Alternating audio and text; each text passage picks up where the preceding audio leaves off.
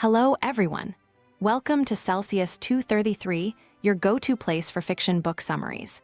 Today, we will embark on a journey through The Swiss Family Robinson by Johann David Wyss. In The Swiss Family Robinson, Johann David Wyss crafts a tale of adventure and survival. The story follows a family stranded on a deserted island after a shipwreck. As they work together to build a new life, they explore the island, facing dangers and discovering its secrets. The narrative is a testament to resourcefulness, family unity, and the triumph of human spirit over adversity. Plot summary. The tempest had raged for 6 days when the ship, carrying a family seeking a new life, struck a reef near an uncharted island. The family, father, mother, and 4 sons, Fritz, Ernest, Jack, and Francis, found themselves abandoned as the crew fled in lifeboats, leaving them to their fate. As the ship began to break apart, Father and Fritz secured provisions, crafting a makeshift raft from barrels. With hope and prayer, they launched their crude vessel, navigating the treacherous waters to reach the unknown shore. Landing on the deserted island, they immediately faced the challenge of survival. They set up a temporary camp, using the sailcloth from the ship to create a shelter. Each day brought new obstacles and opportunities as they explored their surroundings, gradually transforming the desolate island into a livable haven. Together, they gathered supplies from the wrecked ship, salvaging tools, weapons, and livestock. Their resourcefulness shone through as they constructed a raft to transport these essentials, ensuring their survival in this strange land. The family quickly learned to adapt to their new environment.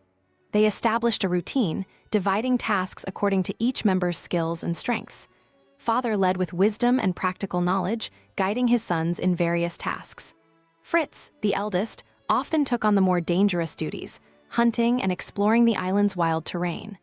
Ernest, though more reserved, contributed with his keen observations and understanding of nature. Jack, always full of energy and enthusiasm, tackled every challenge with a bold spirit, while little Francis, though young, showed an eagerness to learn and help. In their explorations, they encountered a variety of animals, some friendly and others threatening. They tamed livestock brought from the wreck, such as sheep, goats, and poultry, ensuring a steady supply of food. Not all encounters were as benign, though. Jackals prowled the island, forcing the family to build defenses. One night, a pack of these predators descended upon their camp. The family, armed and ready, managed to fend them off with their guns and the help of their loyal dogs, Turk and Flora. It was a hard-fought battle, but it reinforced the need for a more secure and permanent dwelling. Determined to create a safer home, they set about constructing Falconhurst, a treehouse built high in the branches of a massive tree. Using their ingenuity, they built ladders and a sturdy platform, transforming the tree into a fortress that would protect them from wild animals and the elements. This elevated sanctuary became the family's refuge, a symbol of their resilience and unity in the face of adversity. From their vantage point, they could survey the surrounding land and sea, feeling both protected and in tune with their environment. Days turned into weeks and weeks into months as the family continued to explore the island. They discovered an abundance of resources: fruit trees, edible plants, and fresh water sources. Their island, though initially forbidding, revealed itself to be a land of plenty. They built a forge for metalworking, a loom for weaving, and even managed to make soap from the island's natural materials. Each new discovery and invention was a triumph, bringing them closer to self-sufficiency and comfort. In their wanderings, they also found evidence of former human inhabitants.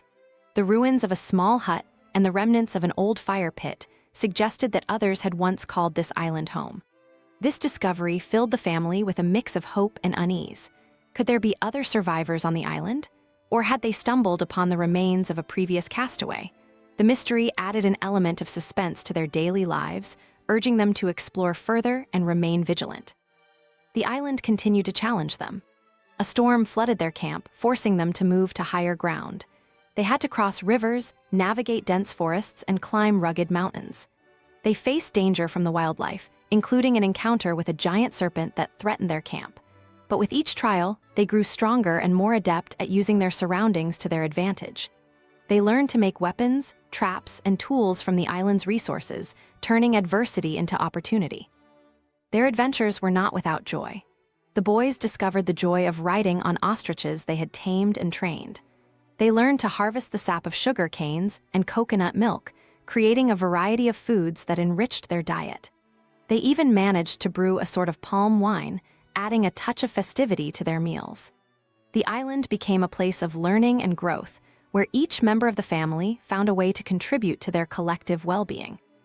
One day, after years of isolation, the family spotted a ship on the horizon. Their hearts leaped with a mix of hope and fear. Would this be their rescue or another threat? They lit signal fires and waved flags to attract the ship's attention. As the ship approached, they prepared themselves for what might come. The captain, upon landing, revealed that he had been searching for them for years, having heard of their plight from a passing ship that had caught sight of the wreck. The family was faced with a choice: to return to the world they had left behind, with its comforts and dangers, or to remain on the island that had become their home. They debated the merits of civilization versus the simple, self-sufficient life they had built.